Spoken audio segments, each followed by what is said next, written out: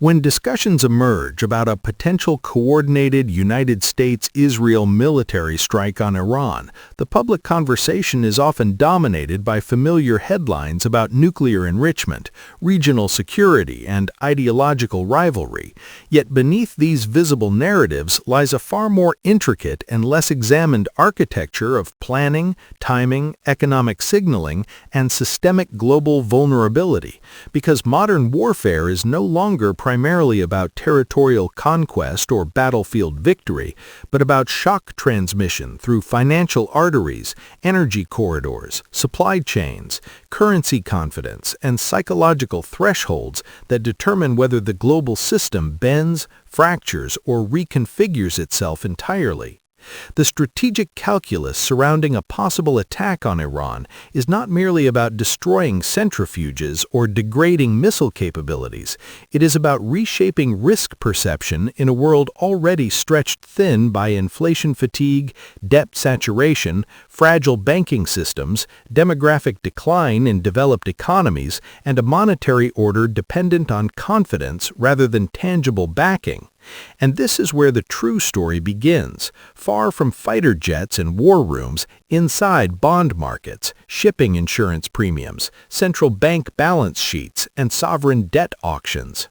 For Washington, the question has never been whether Iran can be defeated militarily, because asymmetrical warfare ensures no decisive victory, but whether the timing of conflict can be synchronized with domestic political cycles, alliance cohesion, and the tolerable limits of global economic disruption. While for Israel, the calculus is existential rather than cyclical, driven by strategic depth, deterrence credibility, and the fear that delay erodes leverage irreversibly, creating a tension between urgency and restraint that spills outward into global markets long before the first missile is launched.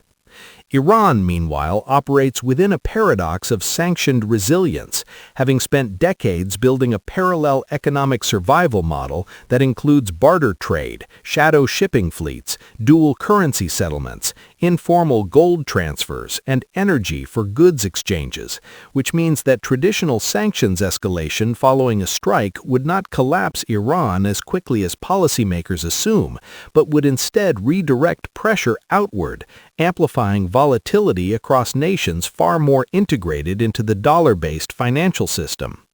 The first and most immediate global economic shock of an attack would not be oil prices themselves, but uncertainty premiums, because markets price fear faster than facts, and the mere perception of instability in the Persian Gulf, through which roughly one-fifth of the world's traded oil and a significant share of liquefied natural gas flows, would cause shipping insurers to reclassify risk zones overnight, multiplying freight costs even before physical supply disruptions occur, a mechanism that quietly raises prices worldwide without a single barrel being removed from the market.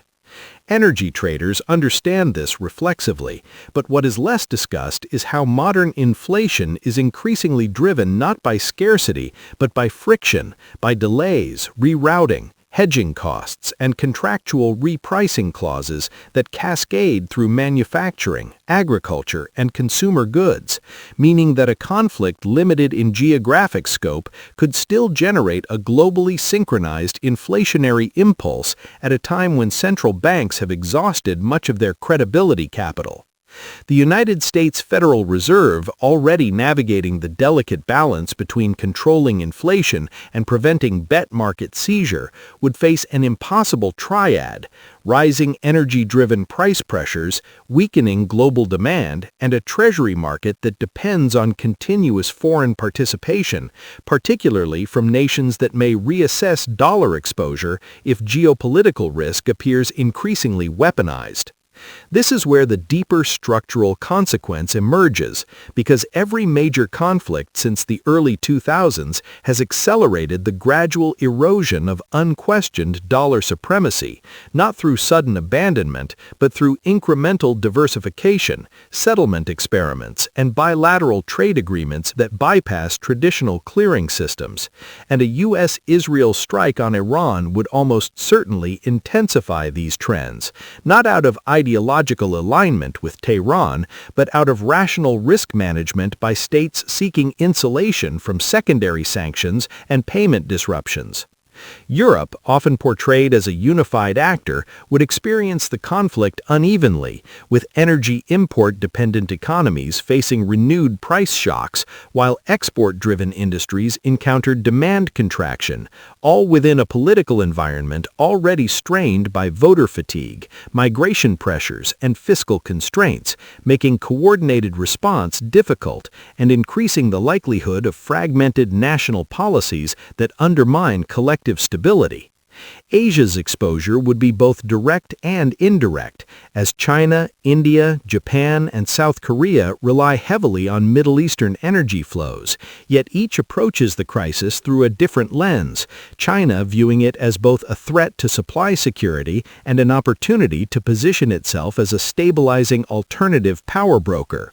India balancing strategic partnerships against domestic inflation sensitivity, and Japan confronting renewed vulnerability reminiscent of past oil shocks that reshaped its economic model decades ago.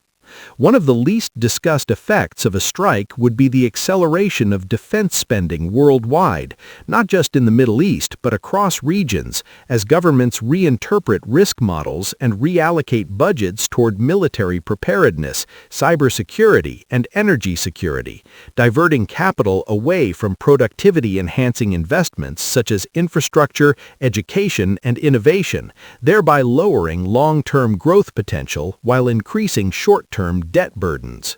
Financial markets, often accused of short-termism, would respond rationally to this shift by favoring hard assets, defense contractors, and energy producers, while punishing sectors reliant on stable trade flows and consumer confidence, reinforcing inequality between asset holders and wage earners, and deepening social tensions already exacerbated by years of uneven recovery.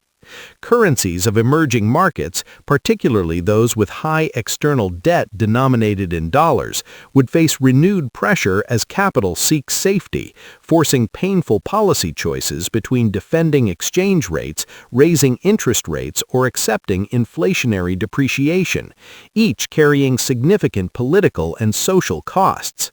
Gold, often dismissed as a relic, would likely reassert its role, not because of nostalgia, but because it remains one of the few assets outside the direct control of any single government, a reality increasingly appreciated by central banks quietly increasing their reserves in anticipation of systemic shocks rather than specific events. Beyond commodities and currencies lies the more subtle realm of trust erosion, because global economic stability rests on assumptions of predictability, and when major powers appear willing to escalate conflict despite known systemic fragilities, it signals to markets and populations alike that the post-crisis era of managed risk may be giving way to a more volatile, fragmented order where self-insurance replaces cooperation. Multinational corporations already reevaluating supply chains after pandemics and trade wars would accelerate diversification strategies, raising costs but reducing efficiency, a trade-off that reshapes globalization not as a retreat but as a reconfiguration into regional blocks, each less optimized but more resilient, and collectively less productive. The long-term consequence of such a shift is not collapse, but stagnation, a world where growth slows not due to lack of technology or labor, but due to persistent uncertainty that suppresses investment and innovation, creating a feedback loop in which economic anxiety fuels political polarization, which in turn increases geopolitical risk. Within this context, a U.S.-Israel strike on Iran would function less as an isolated military event and more as a catalyst, revealing fault lines already present and accelerating transitions already underway, from monetary realignment to energy diversification, from global integration to strategic redundancy. History suggests that systems rarely break at their strongest point, but at moments when accumulated stress meets an unexpected trigger. And while no single conflict determines the future of the global economy, each one nudges it closer towards a new equilibrium, often harsher, less forgiving, and more complex than the last. The ultimate irony is that the greatest economic damage of such a confrontation may not fall on the declared adversaries, but on ordinary populations worldwide who experience it not as geopolitics, but as higher food prices, unstable currencies, lost jobs, and diminished opportunity. Consequences diffuse enough to escape headlines, yet profound enough to shape a generation's worldview. And it is in this quiet, cumulative impact that the true cost of modern conflict resides, not in the explosions that light up screens, but in the slow recalibration of what societies consider normal, acceptable, and inevitable in an increasingly uncertain world.